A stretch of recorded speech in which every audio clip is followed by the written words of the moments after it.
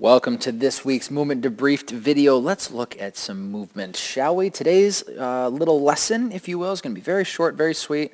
We're just going to look at lines of force or lines of support. So I think a secret to good coaching is just learning to look for good lines of force or good lines of support, and it just kind of makes the whole picture clearer and makes it a little bit easier to just know, okay, what's right, what's wrong, and what do I need to fix. So we're going to look at a Turkish get-up.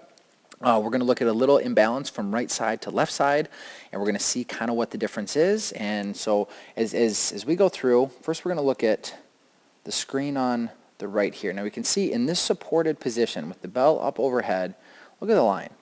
Okay, so we got the weight up in this hand. That was a bad place to start the line.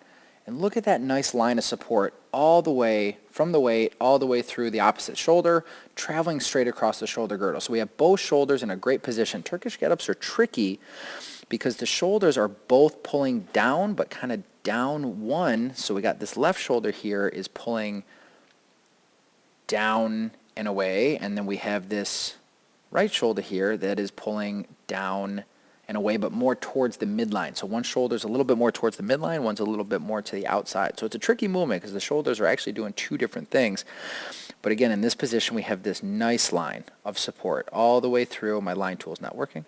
All the way down through to the elbow. Now let's watch the other side as we start to go through that range. You can see, so even like right there, we don't like that position as much, right? We don't have that straight line. You can see that this shoulder is not in the line right there. But then even as she tries to fix and correct it, so now she shifts the weight over on this side, and here we're not as bad, right? There's a little bit better, but we're still kind of missing both those shoulders right in the line. And then you can see we even drive a little bit more forward on here. So now she's just trying to compensate and get a little bit more into the elbow. We can see right away that this shoulder is much closer and driven up to the ear than if we were to look at the same shoulder on the opposite side. Look at the space here. Look at how much space exists between that ear and that shoulder on this side. And then look over on the left. Look how much more cramped that is in there. And then see at the top, so in this fully supported position, so now right there, she's come to rest. That was a bad one. Let's start that one again. We got the bell sitting up here. And now we can see that this bottom shoulder has gotten out of position. So we have a much more challenging position here on the left because we don't have that good support through that line, and we're putting a lot more stress on the shoulders because we're not able to stabilize across. So just a really simple and effective way to start to look at this is, hey, are those lines there? Now we can see obviously on the left side that the line's not there. So how do we fix it? What do we start to do? Well, we're not in line because we got this shoulder that we just saw is traveling out this way. So what do we need to do? Well, we need to help to get this shoulder to set down and away.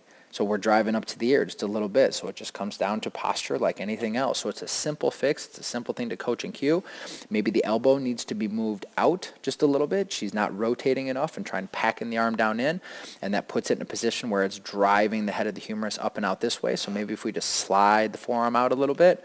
So we probably have some rotary stability issues in this side and this pattern more in the trunk. So that's what we're going to address and fix because she's compensating for that by trying to pack under the shoulder a little bit more.